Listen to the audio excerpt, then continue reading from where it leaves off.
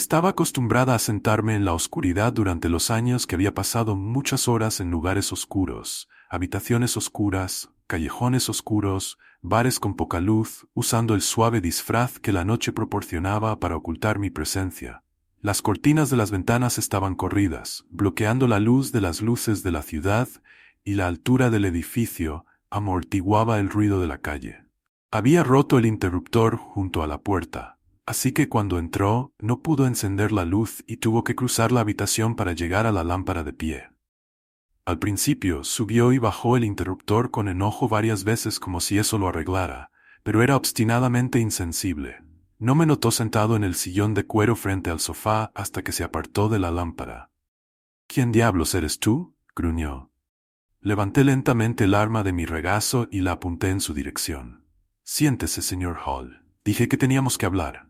El arma no apuntaba directamente a él. No representaba una amenaza obvia, pero no apuntaba demasiado lejos, o bien era una vieja Walther PP calibre 7.65 de antes de la guerra. Sí, no era tan poderosa como una pistola calibre 0.45 o incluso una 9mm, era más un instrumento de precisión, pero como un bisturí en manos de un técnico experto, podía ser igual de mortal y yo era un técnico muy experimentado. El arma era pequeña pero no soy un hombre muy grande, así que encajaba bien en mis manos. Además podía instalarle fácilmente un silenciador, y aunque mucha gente considera que el 7.65 es un calibre frívolo, la Gestapo había matado a miles de personas con él. Hacía tiempo que me había dado cuenta de que no se trataba de potencia, sino de precisión, y yo era un experto en eso. Su capa colgaba sobre el brazo de su mano, la colocó en el apoyabrazos del sofá y luego se sentó en el sofá frente a mí. Te doy 30 segundos para que te vayas antes de llamar a la policía. Hice un gesto abierto con mi mano izquierda con la palma hacia arriba, invitándolo a llamar. Sí, por favor. Jugueteó con el teléfono durante unos minutos y luego lo tiró al suelo con disgusto. Saqué un pequeño dispositivo del tamaño de un paquete de cigarrillos de mi bolsillo izquierdo y le mostré un generador de interferencias. Interfiere las señales de los teléfonos móviles en un radio de 150 mm. También funciona en cámaras de seguridad. Te aseguro que nadie me vio entrar en este hotel o en esta habitación. Estamos completamente solos. Me metí el dispositivo en el bolsillo. Aparentemente no sabes quién soy, pero tengo muchos amigos en la ciudad. Soy un hombre poderoso, rico e influyente. No soy alguien que quisieras como enemigo. Lo miré lo suficiente para que viera mis ojos cuando has matado tan a menudo como yo, con tanta tenacidad inquebrantable como yo. Y estás acostumbrado a la muerte como yo. Puedes verlo en tus ojos. Mis ojos siempre han sido así, aunque incluso de niño los adultos no querían mirarlos. De alguna manera sabían que estaban mirando la encarnación de la muerte, pero el paso de los años no ha suavizado esa mirada, sino que solo la ha fortalecido. Como dije, soy un hombre de estatura muy promedio, al menos. Hay personas más grandes y de aspecto más aterrador, pero he notado que cuando las miro a los ojos a menudo se alejan, y rápidamente si pueden. Incluso las personas con las que trabajo intentan evitarme y prefieren socializar en lugares concurridos si es posible. Generalmente no me importa si mato en público o en lugares apartados, pero muy pocas personas quieren estar solas conmigo. Mi Tracy no parece saber esto y a menudo baila, donde los ángeles temen pisar. Alexander Richard Hall, de 52 años, es socio principal de Adams Jennings Hall y Brian se especializa en mala praxis médica. Un área bastante lucrativa de la profesión legal, derecho penal y más recientemente cabildeo político, riqueza y exceso de $63 millones. Casado con la ex Denise Adams, tiene dos hijos, hijo David, que actualmente asiste a la Facultad de Derecho de Harvard, la alma mater de su padre, y su hija, que asiste a la Universidad Johns Hopkins. Su residencia principal es Durham, Connecticut, y usted alquila esta habitación de hotel cuando necesita estar en la ciudad. También la usa para, digamos, otras cosas sobre las que preferiría mantener a su familia en silencio. Creo que eso es todo. Mi mirada lo alertó y la presentación tranquila de los hechos lo alertó aún más, como mi experiencia con todos los hombres dominantes. Questeris, salirse con la suya y maltratar a los demás demuestra que cuando se enfrentan a una situación desagradable recurren a la grosería. ¿Qué? ¿Qué quiere aquí? Mantenga solo fondos mínimos en la casa si está buscando dinero, no hay mucho aquí. Lo miré a los ojos. Otra vez quería que experimentara completamente lo que estaba a punto de enfrentar, para sentir el miedo antes de sentir el dolor, para ver su muerte antes de sentirlo. No, señor Hall, no quiero su dinero. Estoy aquí para matarte. Eso lo sacudió, pero no lo suficiente. Pude ver que la presentación tranquila de su destino lo molestaba más que si lo hubiera golpeado y usado violencia física. Se inclinó hacia adelante como para levantarse del sofá, y en respuesta moví el arma, de modo que me encontré apuntándolo directamente a su estómago. Siéntese de nuevo, señor Hall, a menos que quería acelerar los acontecimientos de la noche. Se reclinó en el respaldo del sofá y pude ver que me estaba escrutando, tratando de evaluar la situación en la que se encontraba. Normalmente trato de mimetizarme, ya sea en un burdel callejero o en una sala de juntas. Así que para este elegante hotel elegí un bonito traje Brooks Brothers hecho a medida de tela italiana, una camisa blanca y zapatos de punta hechos a medida. Creo que le resultó difícil imaginar que un hombre tan impecablemente vestido pudiera dispararle tranquilamente, y no sé cuánto te están pagando, pero duplicaré esa cantidad o la triplicaré. Dime tu precio, y te lo pagaré o cualquier otra cosa que quieras, y si puedo conseguirlo para ti, será tuyo. Conozco a mucha gente poderosa que puede conseguirte casi todo lo que quieras. Solo dime qué puedo hacer. No necesito tu dinero, Sr. Hall. Tengo más de lo que necesito. Soy un hombre simple, y mis necesidades son simples. También, tus sugerencias no me conciernen. Pero hay una cosa que si puedes hacerla por mí, te mantendrá viva. Parecía más confiado en sus habilidades. Ahora había una oportunidad, había negociación, y él era un maestro negociador. Solo dígalo, dijo impacientemente, y lo tendrá. Lo miré directamente a los ojos. Y él sabía que su propia muerte lo estaba mirando a la cara. Deja de dormir con mi esposa. De vuelta, Sr. Hall, si puede deshacer el sexo que tuvieron en esta misma habitación, y devolvérmela intacta, limpia sin manchar por sus manos. Si puede regresar el tiempo y devolvérmela tan limpia como estaba cuando lo conoció, lo dejaré vivir. Puede hacer eso por mí. Hall, él solo me miró fijamente. Su rostro se puso blanco. ¿Quién es usted? Tracy Evans. Esposo, ¿recuerdas, Tracy? Estoy seguro de que te acostaste con ella, en esta suite, en esta habitación, en el sofá en el que estás sentado. Ahora sé que has tenido algunas mujeres aquí últimamente, pero seguramente la recuerdas. 32 años, rubia, una figura para morirse, y pronto lo será. Verás, Hall, ella me pertenecía. La única cosa pura en este mundo, y la has empañado. Tomaste lo que me pertenecía, me quitaste a mi ángel, y ahora vas a pagar por ello. No sabía que estaba casada, y si lo hubiera sabido no la habría tocado. Ven, Sr. Hall, irás a tu muerte con una mentira en tus labios. ¿A cuántas mujeres casadas has seducido aquí en esta habitación? ¿A cuántas has arrastrado a tu cama? Pero tal vez esto refresque tu memoria. Con mi mano izquierda saqué una grabadora de mi bolsillo de la camisa y, sosteniéndola en mi mano, presioné play. Un fragmento de conversación claramente grabado en un bar o restaurante. Comenzó entonces. ¿Por qué no estás casada, Tracy? Creo que una mujer atractiva como tú debería haberse casado hace mucho tiempo. Era claramente la voz de Alexander Hall. En realidad estoy casado. Simplemente no lo publicitamos.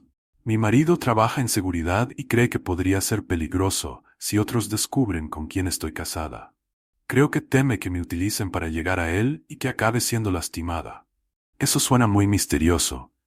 ¿Hasta dónde has llegado para mantener la apariencia de no estar casada? Quiero decir, ¿tienes un matrimonio abierto? ¿Tienes citas solo por las apariencias? No, nada como un matrimonio abierto. He mantenido mi apellido de soltera. No uso anillos de boda. Ocasionalmente voy a eventos con amigos, ceno o bebo en lugares públicos como lo hago ahora. Pero ahí es donde termina. John es un poco anticuado, definitivamente posesivo, y sé que mataría a cualquier hombre que lleve las cosas demasiado lejos conmigo. Apagué la grabadora y la volví a guardar en mi bolsillo. La pistola todavía apuntaba al estómago del Sr. Hall. Lo miré de nuevo. Me han disparado varias veces, una en el abdomen, una vez.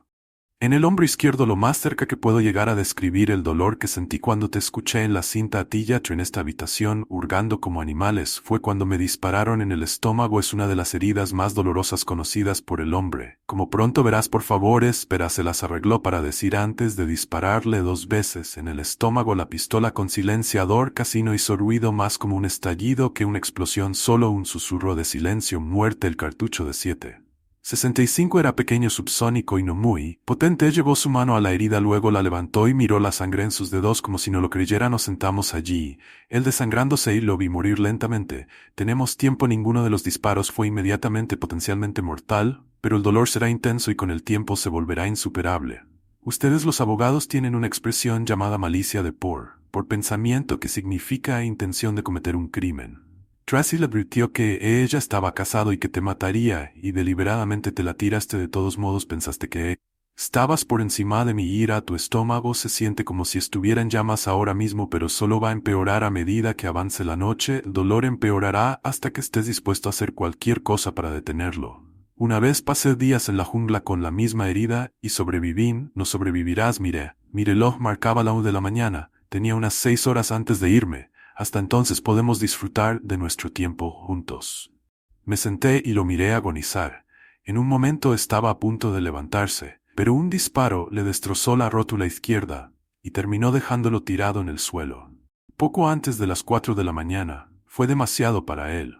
En ese momento estaba en estado de shock, delirante, débil a veces, pero hablando cada vez más fuerte, y le metí 2 balas en el cerebro, en la base del cráneo, en la parte posterior de la cabeza, en ángulo hacia arriba. Revisé la habitación para asegurarme de que no quedara ninguna evidencia. Recogí 5 casquillos de latón vacíos y volví a encender el silenciador a las 7. Luego me fui y mezclé con otros hombres de negocios y viajeros, bloqueando las cámaras de seguridad que estaban tratando de seguir silenciosamente mi partida. Necesitaba hablar con Tracy. A veces se dice que solo hay un amor verdadero en este mundo. Y si eso es cierto, entonces mi único amor verdadero es la muerte. Yo no escogí esta relación, pero la muerte me eligió a mí para la intimidad hasta el día de hoy. No sé por qué me eligió como su amante, como alguien que eligió abrazar y aceptar en sus brazos como amante en lugar de víctima, pero lo hizo como muchas relaciones, fue unilateral. Me quitó todo y dejó poco a cambio. Sí, yo era su amante favorita, y a cambio de amarme me permitió usar mi poder para traer muerte a otros, pero a costa de su humanidad, y era una amante celosa, algo que no entendí en ese momento, pero aprendí más tarde porque ella no reconocía rivales en su amor. Nuestra relación comenzó antes de que yo naciera, semanas antes de que mi madre muriera en la UCI por una sobredosis de drogas. Tenía muerte cerebral, pero de alguna manera mantuvieron su cuerpo vivo durante 15 días con un respirador, llenándola de nutrientes, antibióticos y quién sabe qué más. De lo contrario, le daría a mi cuerpo un poco más de tiempo para desarrollarse. En 1980, la medicina no era tan avanzada como lo es hoy. Incluso entonces, según tengo entendido, todo estaba en juego, y pasé los primeros 3 meses de mi vida en una incubadora en el hospital. No tenía hogar. Mi madre era una adolescente drogadicta desconocida que fue recogida en un callejón, y mi padre también era desconocido. Pero la muerte me abrazó y decidió dejarme vivir, y viví. No sé si fue la droga con la que la drogaron, o el hecho de que viví 2 semanas atado por un cordón umbilical a una persona muerta, pero desde ese momento me convertí en el favorito de la muerte. Y además, ¿quién querría adoptar a un bebé prematuro drogadicto con ojos tan azul oscuro que a veces parecía que no tenía iris, incluso en esta etapa de mi vida? Los adultos se mostraban cautelosos al mirarme a los ojos. Después del hospital, crecí en varios hogares de acogida, algunos buenos y otros no tanto.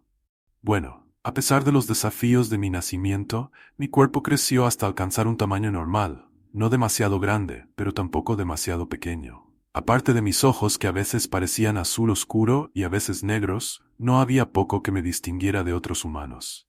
Salvo una fuerza muscular inusualmente grande que no se mostraba de ninguna manera a menos que yo la demostrara, y, como más tarde determiné, una completa falta de emoción y empatía por lo que he leído. He aprendido que técnicamente soy un psicópata y que no experimento ninguna de las emociones que experimentan otros, pero soy únicamente psicópata en el sentido de que no siento ninguna razón para odiar el daño o lastimar a mis semejantes. No siento ni amor ni odio, tristeza, alegría, euforia o depresión. La muerte me amaba a su manera, pero todo lo que podía responderle era con sumisión. No podía amar a la muerte ni quería hacerlo, y la única vez que sentí amor, la destruyó, como podría esperarse. No tenía amigos en la escuela, pero tampoco tenía enemigos. Pasaron una sucesión de escuelas antes de mí. Mis ojos dependían de la casa en la que estaba en ese momento. Yo era lo suficientemente inteligente, pero no veía la necesidad de demostrarla, conformándome con calificaciones aprobatorias ocasionalmente, especialmente en la nueva escuela.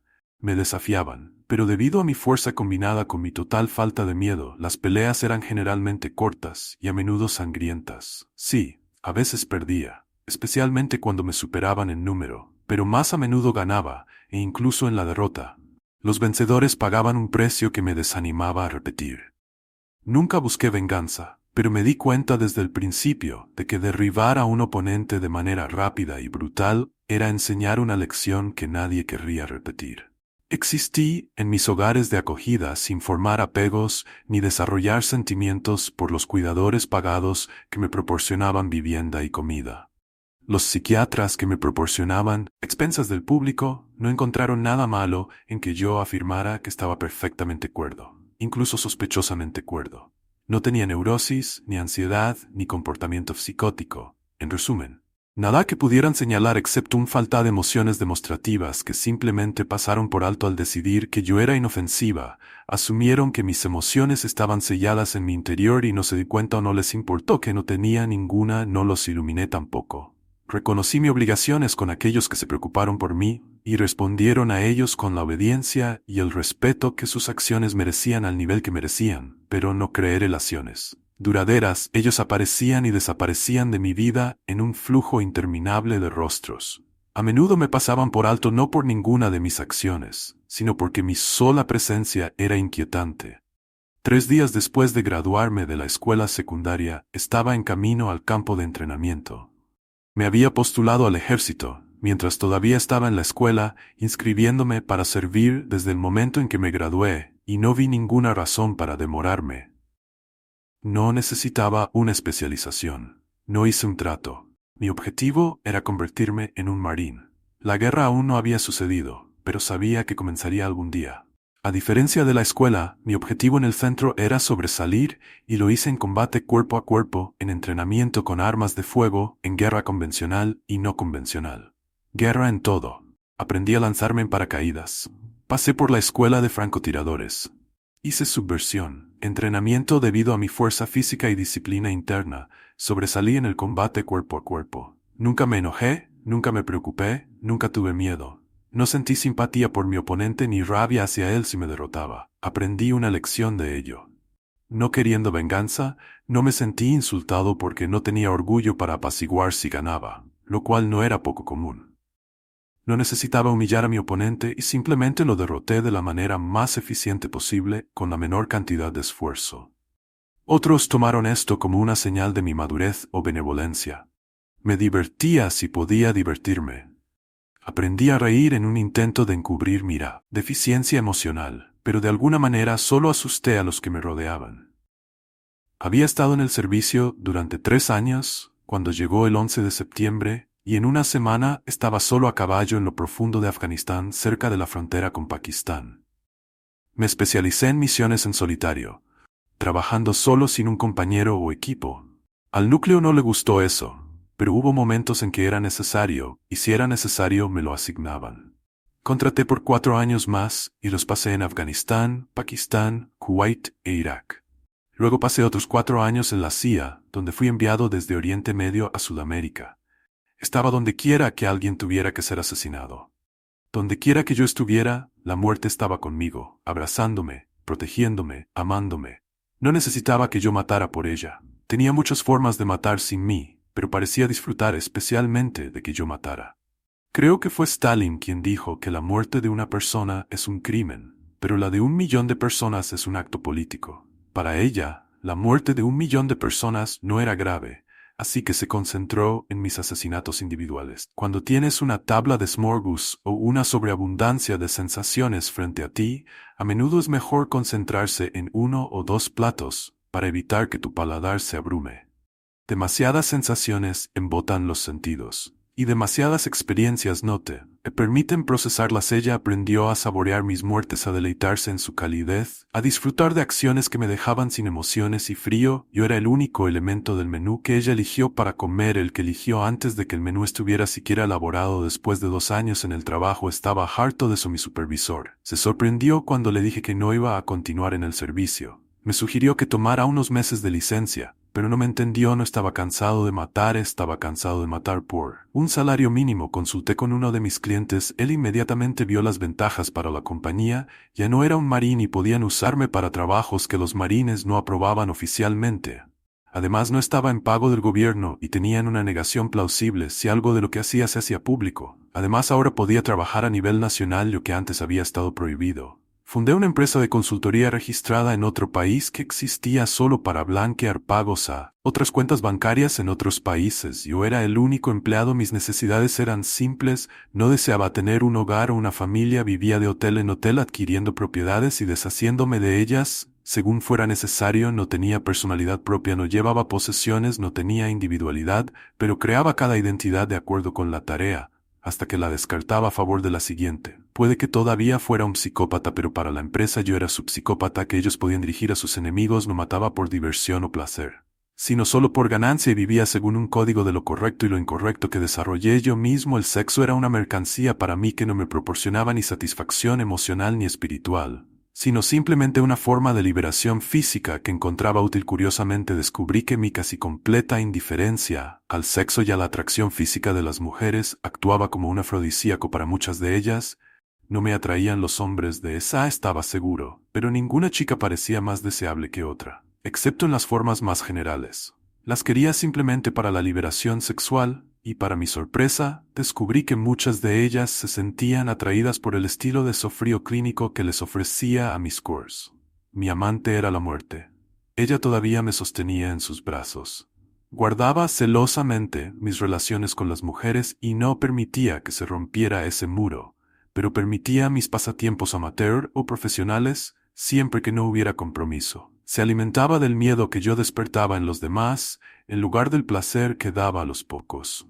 Acepté una misión para eliminar en la ciudad de Nueva York a un profesor socialista de un país sudamericano que estaba en autoexilio debido a un cambio de poder que había venido a recaudar dinero en la academia para regresar a casa y provocar más problemas.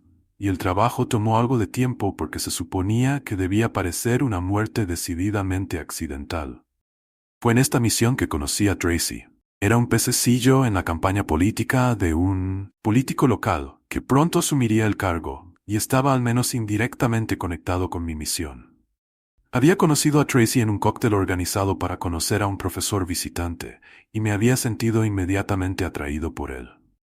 Ella sí lo hice por primera vez en mi vida. Sentí amor por otra personal. Las emociones eran ajenas para mí, al igual que mi mundo sería ajeno para ella si se lo decía honestamente. Pero supe que desde ese momento ya tenía que convertirse en parte de mi vida.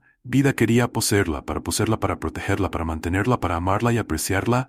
Tuvimos un romance vertiginoso. En un mes me casé con ella, arreglando con un conocido mío en la empresa, para que un juez federal realizara la ceremonia en secreto, aunque yo la quería y la necesitaba. Mis asignaciones me mantenían alejado de ella, excepto en esas raras ocasiones en las que podía pasar tiempo con ella. Poco después de la boda me deshice de mi asignación actual y me enviaron inmediatamente a Sudamérica para otro trabajo después de Dejeb por Irak, para deshacerme de un líder tribal que nos estaba dando problemas, y luego regresé a casa en Tracy para descansar durante una semana. La llevé conmigo a Baltimore para el fin de semana para comer pasteles de cangrejo y ver la bahía. En la segunda noche, durante una caminata nocturna, fuimos atacados por 3 asaltantes.